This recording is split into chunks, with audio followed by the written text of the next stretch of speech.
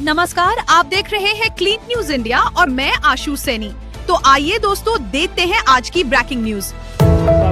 अमित शाह का कांग्रेस पर वार, पीएम मोदी और उनकी मां से मांगे माफी राहुल गांधी।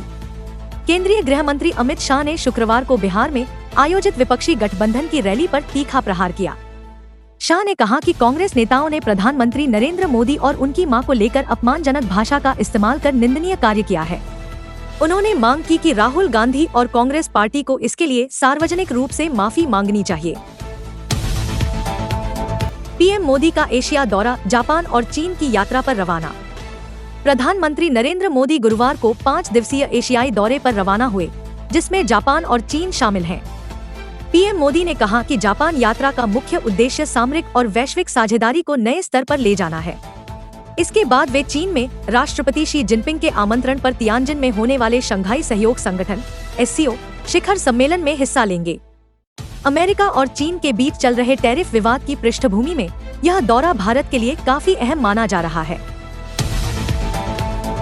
भारत जापान आर्थिक फोरम, जापान टेक्नोलॉजी का और भारत टैलेंट का पावर हाउस।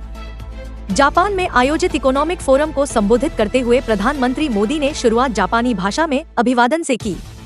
उन्होंने कहा कि जापान तकनीक का पावर हाउस है, जबकि भारत प्रतिभा का पावर हाउस है। जब टेक्नोलॉजी और टैलेंट एक साथ आते हैं, तभी विकास की रफ्तार दोगुनी होती है। मोदी ने कहा कि भारत और जापान के बीच सहयोग की अपार संभावनाएं मौजूद हैं। उत्तराखंड में बादल फटने से तबाही, 3 जिलों में असर। उत्तराखंड के रुद्रप्रयाग, चमोली और टिहरी जिलों में बादल फटने से भारी तबाही की खबरें सामने आई हैं। आपदा प्रभावित क्षेत्रों में एक महिला की मौत हो चुकी है, जबकि कई लोग लापता बताए जा रहे हैं। प्रशासन ने राहत और बचाव कार्य तेज कर दिया है और पीड़ित परिवारों तक सहायता सामग्री पहुंचाई जा रही है। भारत पर टैरिफ का विवाद, पाकिस्तान मध्यस्थता से नाराज ट्रंप। अमेरिकी राष्ट्रपति डोनाल्ड ट्रंप द्वारा भारत पर 50% टैरिफ लगाने के फैसले पर अमेरिकी अर्थशास्त्रियों और विशेषज्ञों ने कड़ी आलोचना की है। निवेश बैंक जेफरीज की रिपोर्ट के अनुसार भारत पाकिस्तान विवाद में मध्यस्थता का प्रस्ताव भारत द्वारा ठुकराए जाने के कारण ट्रंप व्यक्तिगत रूप से नाराज हुए और टैरिफ लगाने का निर्णय लिया। रिपोर्ट में इसे अमेरिकी अर्थव्यवस्था के लिए आत्मघाती कदम बताया गया। बिहार में महिलाओं को मिलेगा रोजगार का सीधा ऑफर, नीतीश कुमार। बिहार के मुख्यमंत्री नीतीश कुमार ने महिला सशक्तिकरण को लेकर बड़ा फैसला लिया है। उन्होंने कहा कि नवंबर 2005 से उनकी सरकार लगातार महिलाओं को आत्मनिर्भर बनाने के लिए काम कर रही है। अब महिलाओं को रोजगार के सीधे अवसर दिए जाएंगे, ताकि वे न केवल राज्य के विकास में योगदान दे सके, बल्कि अपने परिवार की आर्थिक स्थिति भी मजबूत कर सके। बिहार में अलर्ट, नेपाल के रास्ते घुसे जैश-ए-मोहम्मद के आतंकी। बिहार पुलिस मुख्यालय ने राज्य के सभी जिलों को हाई अलर्ट जारी किया है। खुफिया एजेंसियों से मिली जानकारी के अनुसार पाकिस्तान स्थित आतंकी संगठन जैश-ए-मोहम्मद के 3 आतंकी नेपाल की सीमा पार कर बिहार में दाखिल हुए हैं। पुलिस ने तीनों आतंकियों के नाम, तस्वीरें और पासपोर्ट से जुड़ी जानकारी भी साझा की है। साथ ही आम नागरिकों से अपील की गई है कि संदिग्ध गतिविधि दिखने पर तुरंत स्थानीय प्रशासन या पुलिस को सूचना दें। सुरक्षा एजेंसियां सीमा क्षेत्रों और संवेदनशील जिलों में कड़ी निगरानी कर रही हैं। मैंने कभी नहीं कहा कि 75 साल में रिटायर हो जाना चाहिए। संघ प्रमुख मोहन भागवत। दिल्ली में आयोजित एक कार्यक्रम में राष्ट्रीय स्वयंसेवक संघ (RSS) प्रमुख मोहन भागवत ने संघ के 100 वर्ष पूरे होने के मौके पर कई सवालों के जवाब दिए। इस दौरान जब उनसे पूछा गया कि क्या 75 साल की उम्र के बाद राजनीति से संन्यास लेना चाहिए, तो उन्होंने स्पष्ट कहा, मैंने कभी ये नहीं कहा कि मैं या कोई और 75 वर्ष की आयु में सेवानिवृत्त हो जाना चाहिए। भागवत ने ये भी कहा कि उम्र को लेकर बनाई गई ये धारणा गलत है और इसका कोई आधार नहीं है। भाजपा अध्यक्ष के चयन में RSS की भूमिका पर मोहन भागवत का बड़ा बयान। RSS प्रमुख मोहन भागवत ने भाजपा अध्यक्ष के चयन पर भी अपनी राय रखी। उन्होंने कहा, मैं शाखा चलाने में माहिर हूँ, भाजपा सरकार चलाने में माहिर है। हम एक दूसरे को केवल सुझाव दे सकते हैं, निर्णय लेने का अधिकार हमारा नहीं है। भागवत ने यह भी जोड़ा कि अगर RSS को निर्णय लेना होता तो भाजपा अध्यक्ष के चुनाव में इतना समय नहीं लगता। भाजपा और संघ के बीच मतभेद को लेकर उठाए गए सवाल पर उन्होंने साफ किया कि हमारे बीच मतभेद नहीं, केवल विचारों का अंतर हो सकता है, मनभेद कभी नहीं होते। संघ और भाजपा के बीच आपसी विश्वास हमेशा मजबूत रहा है। चुनाव आयोग पर भड़की ममता बनर्जी, मताधिकार नहीं छिनने दूंगी। मतदाता सूची में नाम कटने को लेकर छिड़े विवाद ने एक बार फिर राजनीतिक माहौल गर्मा दिया है। कोलकाता में तृणमूल कांग्रेस की छात्र शाखा की रैली को संबोधित करते हुए पश्चिम बंगाल की मुख्यमंत्री ममता बनर्जी ने चुनाव आयोग और केंद्र सरकार पर निशाना साधा। उन्होंने आरोप लगाया कि भाजपा ने मतदाता सूची से नाम हटाने के लिए पश्चिम बंगाल में 500 से अधिक टीमें भेजी हैं। ममता बनर्जी ने कहा, अब आपको खुद यह जांचना होगा कि आपका नाम मतदाता सूची में है या हटा दिया गया है। जब तक मैं जिंदा हूँ, किसी को भी लोगों का मताधिकार छीनने नहीं दूंगी। उनका यह बयान आगामी चुनावों से पहले विपक्षी दलों की रणनीति को और आक्रामक बनाता है। पहलगाम आतंकी हमले पर एनआईए का खुलासा, क्यों चुनी गई बाईसरन घाटी। जम्मू कश्मीर के पहलगाम में 22 अप्रैल को हुए आतंकी हमले पर राष्ट्रीय जांच एजेंसी एनआईए ने बड़ा खुलासा किया है। जांच में सामने आया कि आतंकियों ने बाईसरन घाटी को इसलिए निशाना बनाया क्योंकि यहां पर्यटकों की भारी भीड़ रहती है और यह इलाका सुरक्षा के लिहाज से अपेक्षाकृत अलग-थलग माना जाता है। इस हमले में 26 लोगों की मौत हुई थी। जांच में 3 पाकिस्तानी आतंकियों के शामिल होने की पुष्टि हुई, जिन्हें बाद में सुरक्षाबलों ने मार गिराया था। एनआईए का मानना है कि इस हमले का मकसद घाटी में आतंक का माहौल बनाना और पर्यटन उद्योग को नुकसान पहुंचाना था। नेशनल हेराल्ड केस में गांधी परिवार से कोई जेल नहीं गया, केजरीवाल का हमला, कांग्रेस का पलटवार। दिल्ली में आम आदमी पार्टी के राष्ट्रीय संयोजक अरविंद केजरीवाल ने पार्टी विधायकों, पार्षदों और पूर्व प्रत्याशियों की बैठक में कांग्रेस पर तीखा हमला बोला। उन्होंने कहा, नेशनल हेराल्ड केस में आज तक गांधी परिवार का कोई सदस्य जेल नहीं गया। 2014 का चुनाव जीजाजी के नाम पर लड़ा और जीता गया, लेकिन उस पर भी कोई कार्रवाई नहीं हुई। आजकल तो लोग कह रहे हैं कि कांग्रेस ने समझौता कर लिया है, लेकिन आप समझौते की राजनीति नहीं करती। कांग्रेस ने केजरीवाल के इस बयान को राजनीतिक हथकंडा बताते हुए कहा कि आप विपक्षी एकता को कमजोर करने की कोशिश कर रही है। संभल हिंसा पर न्यायिक आयोग की रिपोर्ट, सांसद बर्क का भाषण बना था कारण। उत्तर प्रदेश के संभल में 24 नवंबर को भड़की हिंसा की जांच के लिए गठित न्यायिक आयोग ने मुख्यमंत्री योगी आदित्यनाथ को अपनी रिपोर्ट सौंप दी है।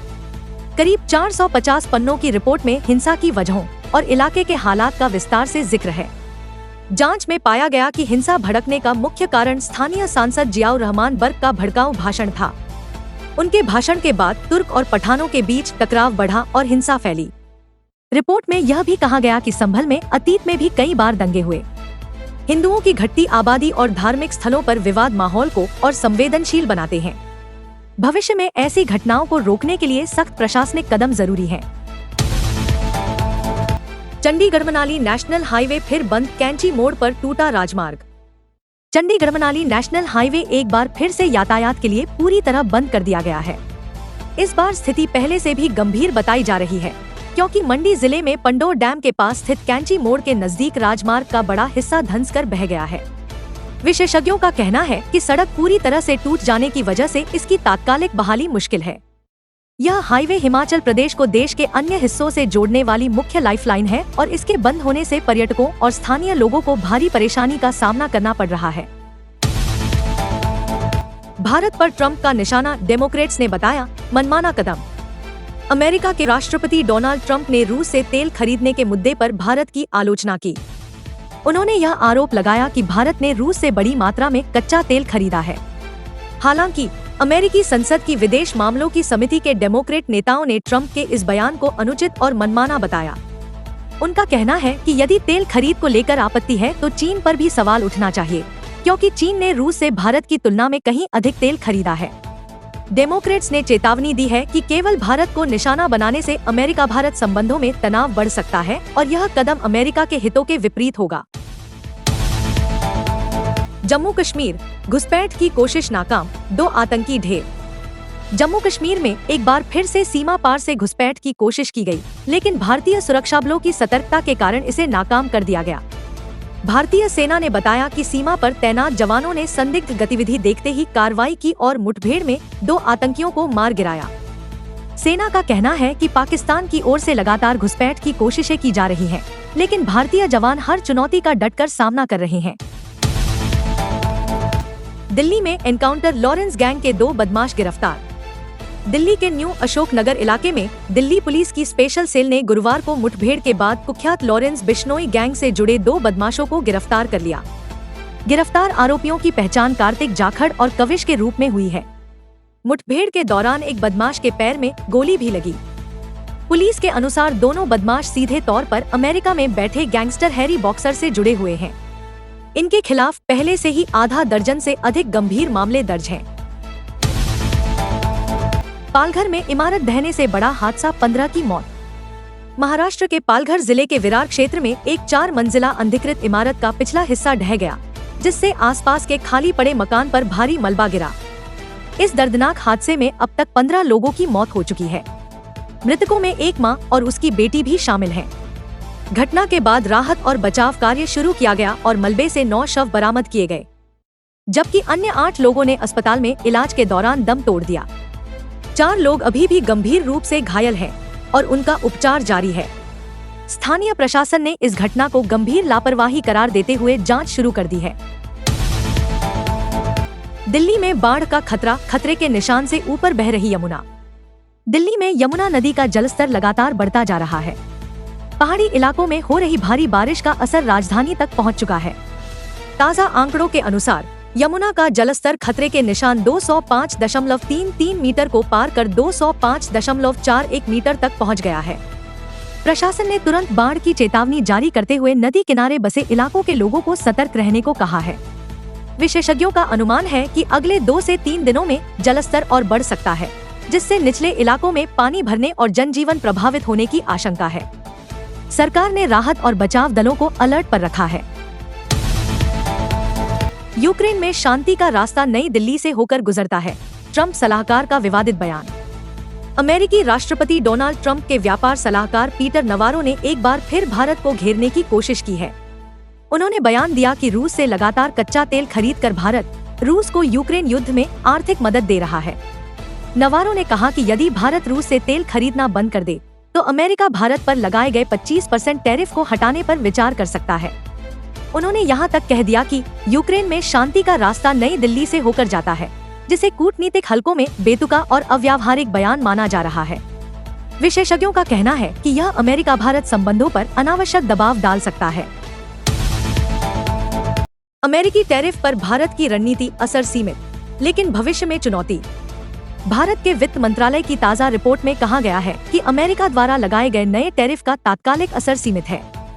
फिलहाल भारतीय निर्यातक इसकी मार झेल रहे हैं, लेकिन स्थिति गंभीर नहीं हुई है। हालांकि रिपोर्ट में यह भी चेतावनी दी गई है कि यदि यह टैरिफ लंबे समय तक बना रहता है तो आपूर्ति श्रृंखला, महंगाई और वैश्विक प्रतिस्पर्धा पर गहरा असर पड़ सकता है। सरकार ने इसके समाधान के लिए कई कदम उठाए हैं। नई आर्थिक नीतियों की तैयारी, जीएसटी सुधार, नए बाजारों की खोज, उत्पादन क्षमता में वृद्धि। इसके बावजूद विशेषज्ञों का कहना है कि अगर अमेरिकी टैरिफ बरकरार रहता है तो भारत को निर्यात में संभावित नुकसान उठाना पड़ सकता है। हिंद प्रशांत क्षेत्र पर भारत का फोकस। वियतनाम, दक्षिण कोरिया और ब्रिटेन से रक्षा वार्ता। थाईलैंड में आयोजित CHOD 2025 चीफ ऑफ डिफेंस सम्मेलन में भारत की ओर से chief of integrated staff air marshal Ashutosh Dikshit ने हिस्सा लिया। सम्मेलन के दौरान एयर मार्शल दीक्षित ने वियतनाम, दक्षिण कोरिया और ब्रिटेन के शीर्ष सैन्य अधिकारियों के साथ द्विपक्षीय बैठकें भी की। इंटीग्रेटेड डिफेंस स्टाफ मुख्यालय ने सोशल मीडिया पर जानकारी दी कि दीक्षित ने वियतनाम के deputy chief of general staff lieutenant general थाई दाइन गोक से रक्षा सहयोग पर विस्तृत चर्चा की। इन बैठकों का उद्देश्य हिंद प्रशांत महासागर क्षेत्र में सुरक्षा और रणनीतिक सहयोग को मजबूत करना बताया गया है। अगर आपको वीडियो अच्छा लगा हो तो वीडियो को लाइक करना, शेयर करना और clean news India Hindi channel को सब्सक्राइब करके बेल आइकन को जरूर दबा देना। रोजाना ऐसे ही देश दुनिया की काम की और महत्वपूर्ण खबरें देखने के लिए मिलेंगे नेक्स्ट वीडियो में।